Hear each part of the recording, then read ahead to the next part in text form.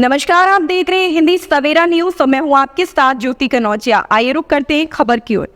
वात्सल्य ग्राम से लेकर वृंदावन तक 3 किलोमीटर की मानव श्रृंखला बनाकर सरकार से बेटी के हत्यारे को फांसी की सजा की मांग।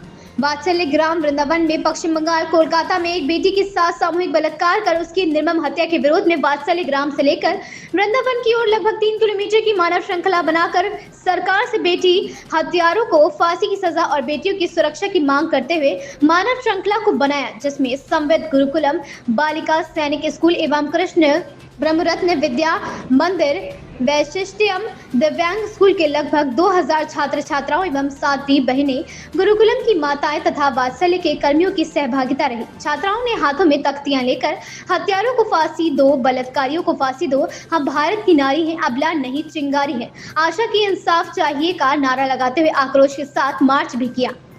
साध्वी रितंबरा ने संबोधित करते हुए कहा कि भारत की बेटी सबकी बेटी है, किसी बेटी का अपमान हमारी अपनी बेटी का अपमान है। जिस प्रकार बंगाल में एक बेटी के साथ सामूहिक बलात्कार के बाद उसकी निर्मम हत्या कर दी गई, यह बहुत दुखद है। इस घटना से पूरे देश दुखी है। बलात्कारियों को ऐसी सजा दी जाए जिसे देखकर रूह कांपने लगे। आज इसी आक्रोश को लेकर वात्सल्य ग्राम की बेटियों और वात्सल्य ग्राम के रहने वाले लोग सड़क पर उतरे। उन्होंने एक श्रृंखला बनाकर समाज और देश को जगाने का प्रयास किया। इस अवसर पर संविद गुरुकुलम की डायरेक्टर सुमन लता, शिक्षा निदेशक नूतन चंद्रा, प्रधानाचार्य डॉक्टर कल्याणी दीक्षित, साध्वी सत्यप्रिया, राजेश कुमार पांडे, कैप्टन कोमल सिंह आदि की उपस्थिति रही। कार्यक्रम का संचालन एवं संयोजन मीनाक्षी अग्रवाल ने किया। प्रताप सिंह की रिपोर्ट। बिल्कुल न्याय मिलना ही चाहिए, क्योंकि जिस तरह की कुत्सित जघन्य हत्या हुई, सामूहिक बलात्कार हुए, उस बच्ची की दुर्दशा की गई।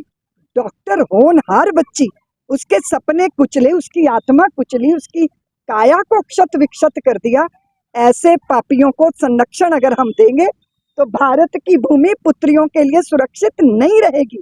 हम ऐसे समाज का निर्माण करने के लिए भी पहले तो न्याय की व्यवस्था तीव्र होनी चाहिए।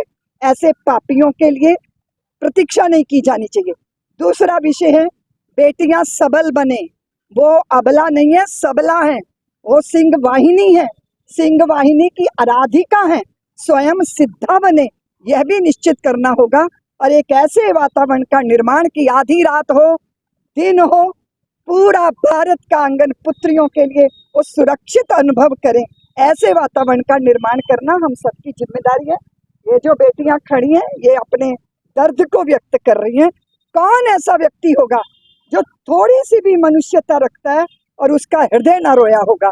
कौन ऐसा पिता होगा जिसने अपनी पुत्री के लिए चिंता उसके मन में ना आई होगी? कौन ऐसा व्यक्ति होगा जो बेटी पुत्री जिसने दूसरे प्रांतों में, स्टेट में बच्चियों को पढ़ने भेजा है, ट्रेनिंग के लिए भेजा है? वैसे भी माँ पिता पुत्रियों को लेके बहुत चिंतित रहते हैं।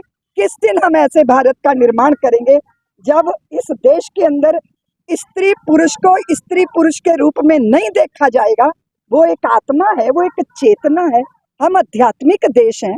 वासना और जो है वो कुत्सित लिप्सा, काया की, भोगने की, ये जो वृत्तियां हैं, ये खत्म होनी चाहिए। मैं दूसरी बात आपके माध्यम से ये भी कहना चाहती हूँ कि सोशल मीडिया में जिस तरह के ये जो पोर्न फिल्में लाखों युवा देख रहा है, ये उसकी मना स्थिति को विकृत कर रहा है।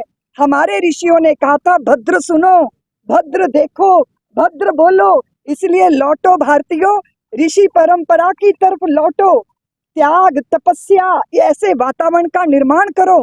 हम इस तरह शर्मिंदा होने के लिए नहीं है। इस खबर में बस इतना ही। बने रहें हिंदी सवेरा न्यूज के साथ।